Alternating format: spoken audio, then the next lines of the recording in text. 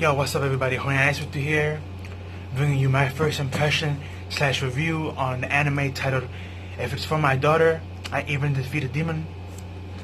This was a very intriguing first episode, I have to say the most. I'm intrigued. We get the main protagonist, our MC, and he's out in the forest slaying like these jellyfish creatures, and he ends up killing them all easily, but he gets dirty. So he used water magic to clean himself off, and he has his clothes drying, and we see that he's grilled 3 fish. That he has the fire and he's grilling them on that. And as he's sitting there waiting for them to be done, something comes out the bushes. So he grabs his sword and he's about to draw it, and we see a little girl comes out, and she's wearing like scrub clothes, and she's kind of like a couple of bruises, and she's really dirty, and she's looking at the food. So he takes one of the sticks of fish and he starts like waving it around, and she starts to like, her eyes starts to glow and she's following it. And he starts to talking to her, and then he realizes that she can't understand him because she's a demon, not a human. So he starts talking to her in demon language, which I find that very intriguing. And he starts to talk to her, but he has to talk real slow because he's not used to talking that language. And she comes up to him and she was like, "Can I really have this?" And he's like, "Yeah, sure." And he gives it to her, and she starts eating it, and she's happy. And they eating dinner together, and he basically asks her, "Are you here alone? Why are you here?" And she's like, "I was here with Ragu, but Ragu told me to hurry up and get away from him because animals were coming, and the animal was dangerous, so I had to leave." And she's like, and he's talking to her, and our main MC, where she's explaining this, and he was like, "Can you take me where Ragu and you were at?" And she was like, "Yeah, sure." And they go, and she points to the bush where he was hiding at. But when he gets over there, we see his body, like only his face, half of it. We don't get to see the whole thing, but basically he's dead. And he does tell her this, and she feels sad, but she never answers the question of Ragu was her father or not. So maybe she still has parents out there. But it was stated by our main character, that the MC, that her horn and his horn was both broken. And usually in demon society, if you're considered an ingrate, or if you do something to offend humans and you have a treaty with those humans, they will usually break one of your horns, sometimes both, and then throw you out. And since they both had a broken horn, or horns I should say, he was like, "Okay, so y'all must be criminals." So he does a nice thing and he uses magic again, but this time he uses earth magic, and he opens a hole in the ground. He puts his body in there, he covers it up, and he puts a rock on top. And she's there and she says a prayer, and then she thanks him, and he was like, "No problem." And he picks her up and takes her back to town. And he takes her to town, and he says something unique about royal family. They live up north. And then he says something else about that's the way we're heading, since I'm one of them. So I'm not sure if I got that correct. I gotta go back and check, but I believe he did state that he's part of royalty, so that's unique. But he's also an adventurer, so that's pretty cool. But he gets into town, and one of the guards says, "Hey, what's up?" And we also get his name and her name as well when they greet each other finally. Her name is Little Demon Lolly. Her name's Latina. And our male MC, his name is Dial. And the guard says, "Hey, Dial," and he's like, "Hi." He pays the fine for him and the child to enter into town. And the guard looks at the child like kind of, not upset, but kind of wrong, like a smug look. And he was like, "What are you doing with her?" And he was like, "Oh, I'm just taking her into town for as a favor for someone." But the guard didn't really bother to stop him and ask him questions, because supposedly he was like, "Oh, then you can handle this quickly." So it seems like the guard knew him well and he had confidence in him. We know he's an adventurer, but we don't know his rank or how high he is, so I wouldn't really be surprised if he's a high rank. But he gets into town, and we see that he's in this restaurant where he owns a room in the attic.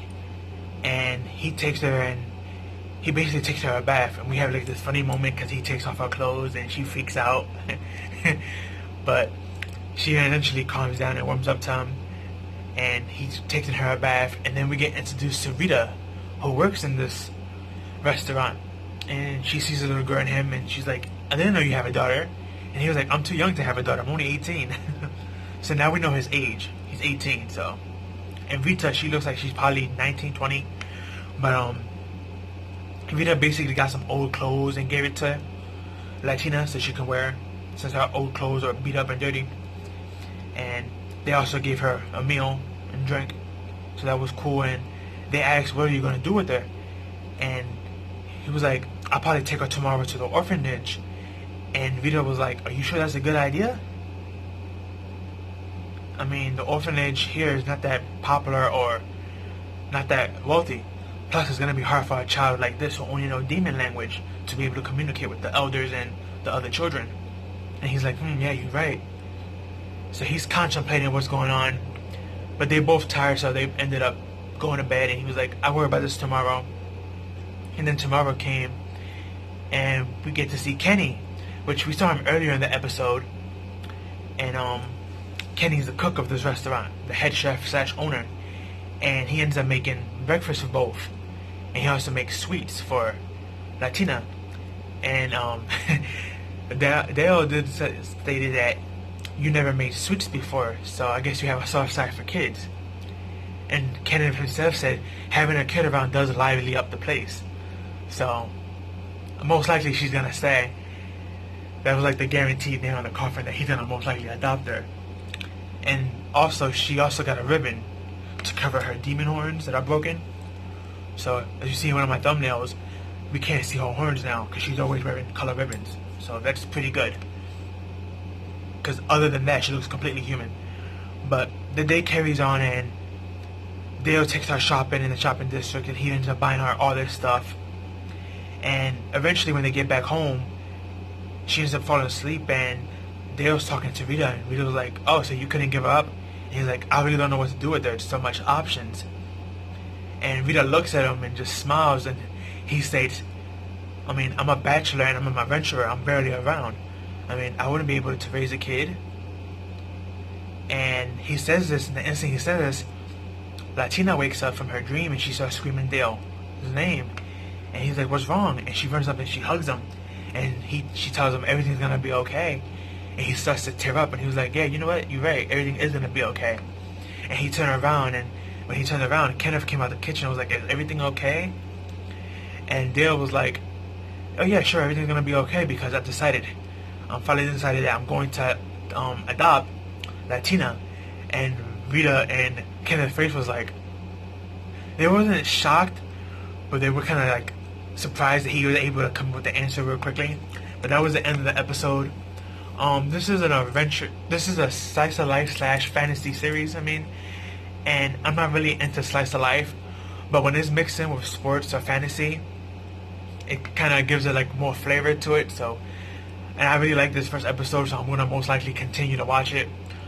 If I had to take away anything from the episode, it would be the fact that I found out that it's only gonna be 12 episodes long, sadly, because it's based off of a light novel. Now, I don't read the light novels or the manga of it, so please no spoilers down in the comments.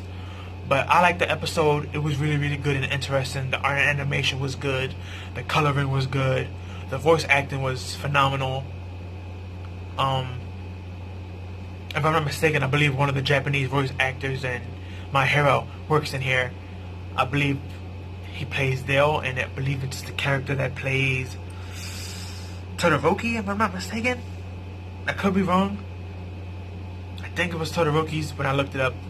And this is also made by a studio called Mayo Film. Now, I didn't get to look at what other anime or films they made, so if y'all know, please let me know down below in the comments. But this was a really good first episode. I enjoyed it a lot, more than I thought it would be. I do like fantasy series and adventure series, so I'm kind of biased towards those. Just even though this is a slice of life mixed with that, I'm going to most likely enjoy it. Same thing with Wise Man's Grandchild. That was also another slice of life / fantasy series, and I didn't think I was going to enjoy it, but I did. So hopefully the same thing with this anime. But that's my first impression, guys, and that's all I have for you. Like, comment, share, and subscribe. Share with your family and friends. If I pronounce any name wrong, or there's any additional information that I need to know of the studio or this anime, let me know down below with minimum spoilers if you can. But that's all I have for you. Peace out. Have a good one.